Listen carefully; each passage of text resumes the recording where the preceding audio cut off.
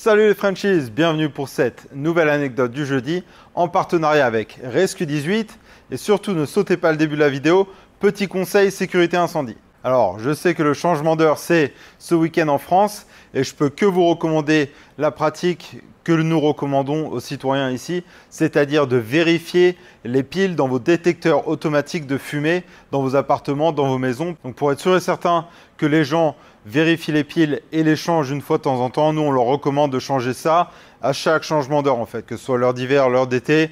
Voilà, changer les piles, ça vous coûtera allez, 10 balles pour toute la maison et vraiment ça peut vous sauver la vie. Donc faites l'effort, mettez pause à la vidéo si vous regardez ça le week-end du changement d'heure. Sinon, assurez-vous d'avoir des piles de rechange, assurez-vous que les piles dans vos détecteurs de fumée ne soient pas complètement à plat. Et si c'est le cas, assurez-vous de remplacer les piles immédiatement ou en tout cas le plus tôt possible parce que ces petits détecteurs de fumée ne vous sortiront pas d'une maison ou d'un appartement en fumée, mais ils vous donneront une détection très tôt dans l'incendie pour pouvoir vous permettre de sortir vous et vos proches du milieu en fumée. Et sur ces bonnes paroles, cette vidéo est en partenariat avec Rescue 18, comme vous avez pu le voir, votre web média français pour tout ce qui concerne le monde des pompiers.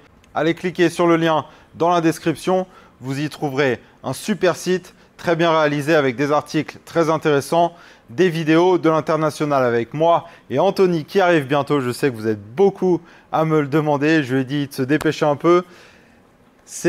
Malgré sa volonté, il est obligé de prendre un peu plus de temps parce que lui, il doit soumettre. Moi, j'ai demandé à mes chefs, ils ont été très cool, ils ont accepté. Lui, il doit soumettre ses vidéos à la ville. On sait bien que la partie administrative, ça prend un peu de temps parfois. Donc, donnez-lui un moment, mais il arrive. Et donc, la dernière fois, on avait laissé j'avais fini mon test écrit. Je devais passer le PAT test une semaine plus tard et moi j'avais aucune idée de combien de personnes avaient réussi ou n'avaient pas réussi le test écrit en fait. J'entendais qu'il y avait plein de gens qui ne l'avaient pas réussi mais j'avais absolument aucune idée du nombre de personnes qui viendraient passer le PAT test. Donc comme je l'avais dit, je m'étais entraîné comme un dingue toute la semaine, j'avais fait des pompes, des tractions, des montées, des descentes, enfin bref j'en avais fait tout un tas. Et d'ailleurs, si vous aimez le sport, j'ai posté une petite vidéo sur le sport pompier il n'y a pas longtemps qui n'a pas vraiment de relation avec ce qu'on a fait dans le PAT test, mais en tout cas elle est sympa et puis ça peut vous donner des idées dans la salle de sport, donc n'hésitez surtout pas à aller y jeter un œil. Donc le jour du PAT test, j'arrive, je me dis combien de personnes on va être à passer le PAT test. Je m'attendais, je sais pas, peut-être une cinquantaine de personnes et non, j'arrive 15 personnes pour passer le PAT test. Donc pour vous donner une idée, on est environ une centaine à passer le test écrit, 200 on se retrouve à 15 pour passer le test physique qui était quand même assez difficile sur papier. En tout cas, ça paraissait assez difficile. Donc, je me suis dit déjà, mais je suis passé à travers les mailles du filet pour le test écrit. Bon, il ne me reste plus que la partie physique. Ensuite, ce sera l'entretien et c'est bon, c'est dans la poche. Donc, je me suis vraiment donné à fond. J'ai attendu mon tour et là, on passe le PAT test.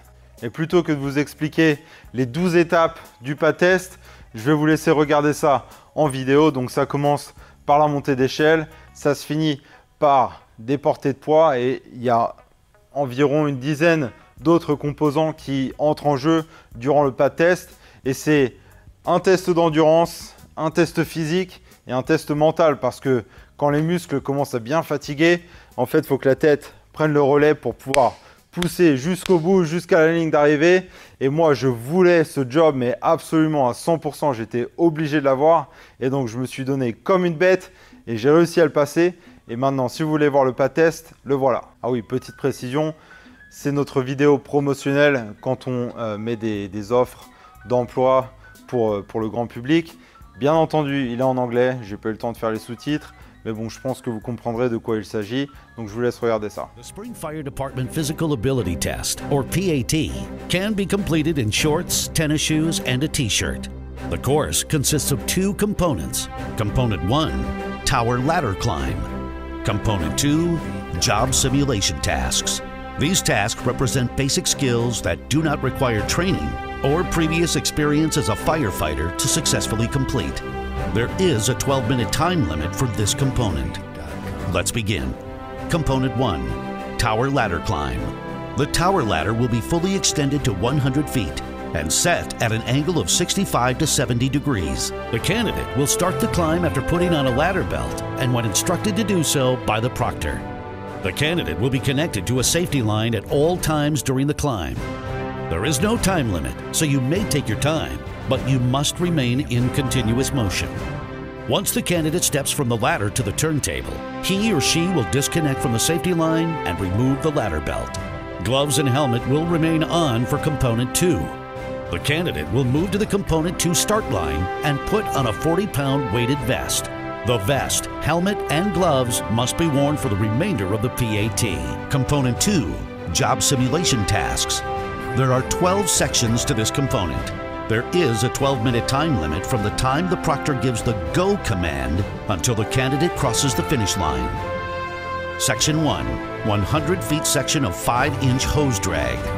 The candidate will pick up the 5-inch hose coupling, placing it over the shoulder, and drag the hose 100 feet to the designated drop point. Section 2, simulated equipment carry. 2 kettlebells will be picked up and carried 100 feet and then placed in the designated area.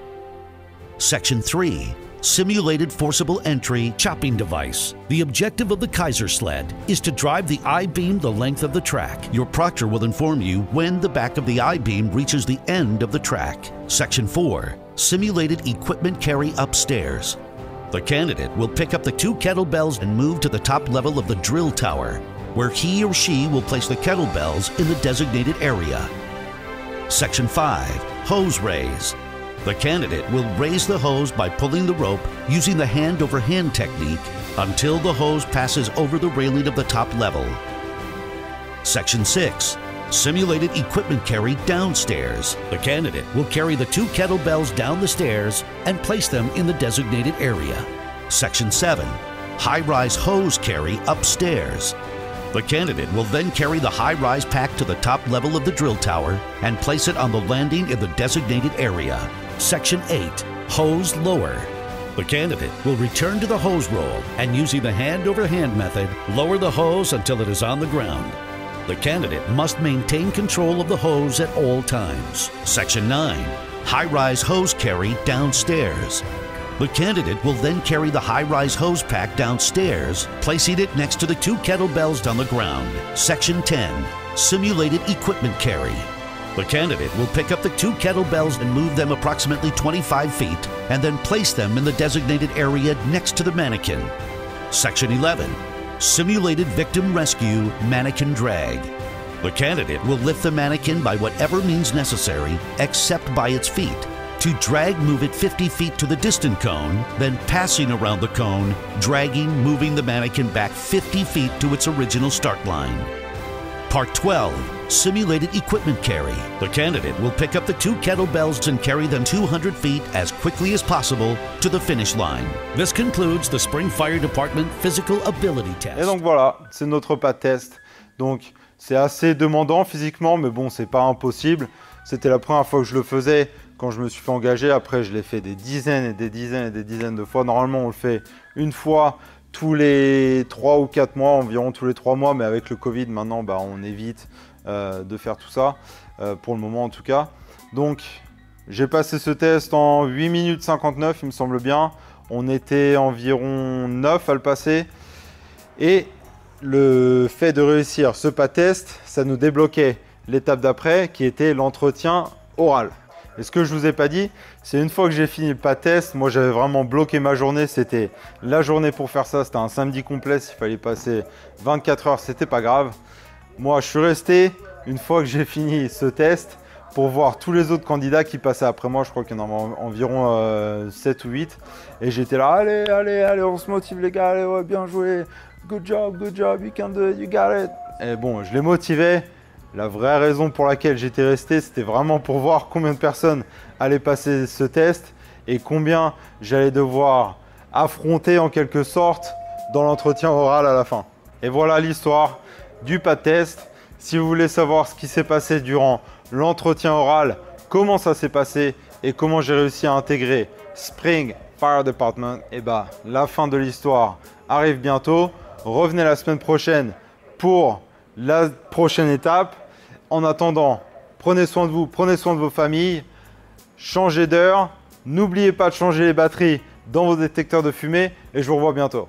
Allez, ciao!